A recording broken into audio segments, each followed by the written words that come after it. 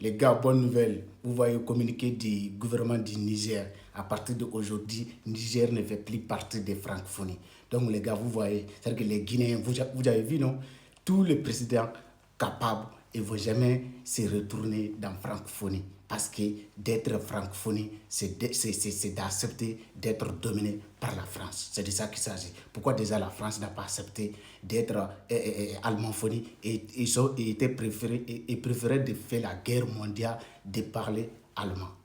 Vous avez vu, non? Donc les gars, je compte sur vous, je vais vous montrer. C'est-à-dire que pendant que les dirigeants capables de l'AES, frère, ils sortent leur pays dans la francophonie, Mamadou Doumbouya, il retourne la Guinée dans la francophonie, frère. Vous voyez? C'est-à-dire que comment on peut rester de ne pas supporter les trois dirigeants de l'AES, frère, en tant qu'un Africain digne de... Les gars, écoutez, ministre des Affaires étrangères guinéen, qui est fier, ils sont retournés la Guinée dans la francophonie, les gars. Je compte sur vous de partager cette vidéo et de republier. C'est très très important pour montrer Mamadi. C'est-à-dire que Mamadi, c'est qui Mamadi?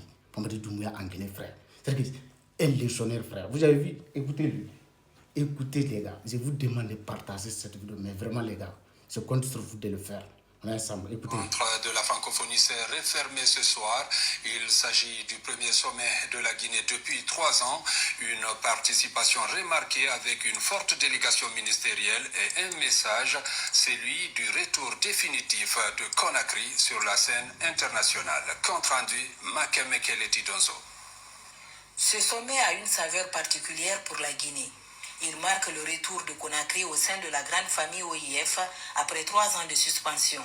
Une grande délégation ministérielle OIF, ça veut dire dans francophonie. Vous avez écoutez bien. Pris part aux travaux de ce 19e sommet pour voir la France reprendre le flambeau après la présidence tunisienne. Pour le chef de la diplomatie guinéenne, les choix de part et d'autre sont respectés. C'était un sommet extrêmement important. Les gars, vous voyez, lui, c'est le ministre des Affaires étrangères guinéen. Ils sont fiers de sa frère. Vous avez vu, il dit que c'est des hommes complexés au pouvoir en Guinée. Vous avez vu, non? Un pays, vous ne verrez jamais un pays sérieux, un pays libre dans la francophonie. Tous les pays européens parlent leur langue.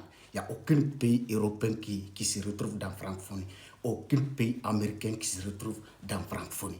Tous les pays qui sont là. C'est-à-dire que je ne sais même pas, les gars, comment je vais vous dire. Vous voyez, c'est-à-dire que le Mamadi, c'est un légionnaire. C'est un pion pour la France. C'est de ça qu'il s'agit. Vous avez vu? Écoutez son ministre. Le monde, parce que le monde est dans des turbulences. Et vous voyez tous autour le globe, c'est avec des tensions, des foyers. Alors, être à la loge de la confiance internationale,